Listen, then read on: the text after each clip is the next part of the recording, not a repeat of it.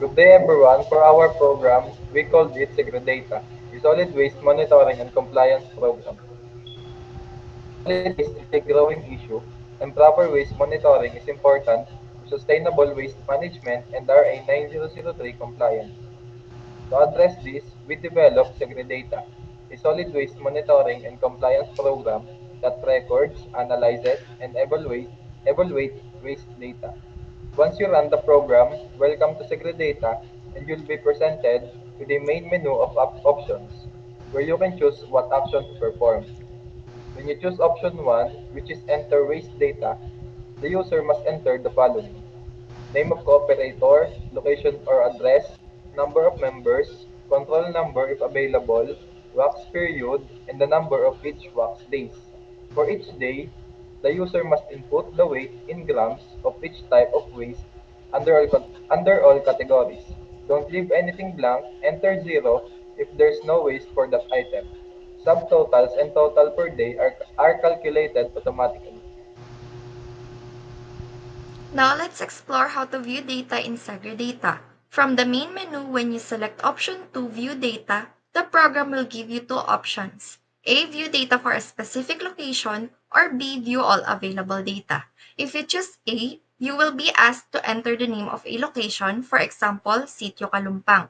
Segredata will then generate a summary of waste data recorded for that location. This includes total waste by category and subcategory, diversion rate, management rating, and compliance score. If you choose B, view all available data, every location and day recorded will be compiled and will give you a full breakdown across the entire dataset.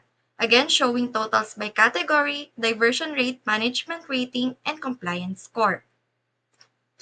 Here is an example display of the total waste, waste diversion rate, waste management rating, and RA 9003 compliance score.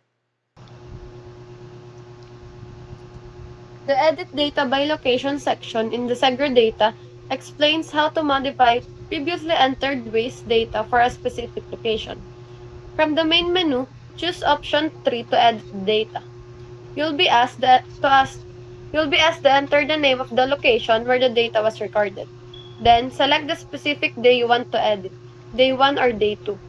You can update cooperator details such as name, date, number of members. Edit the weight values for each type waste. If you don't want to change a value, just press enter to keep it the same. After saving, the system confirms the update and your changes will reflect when viewing the data later.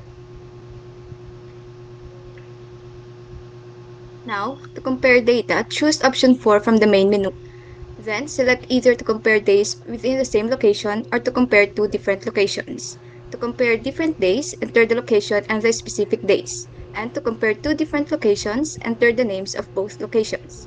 The program will then display a side-by-side table showing total waste collected by category.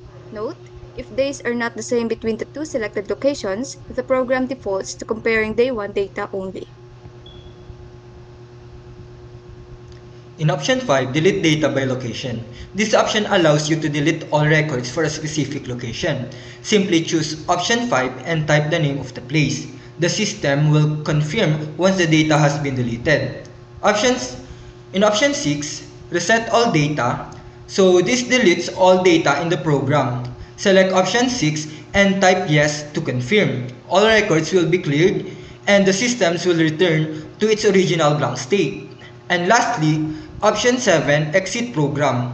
So choose this to immediately quit to Segredata program. Selecting option 7 will close the system after showing a confirmation message. And this is the Segredata Solid Waste Monitoring Compliance Program. That's all. Thank you.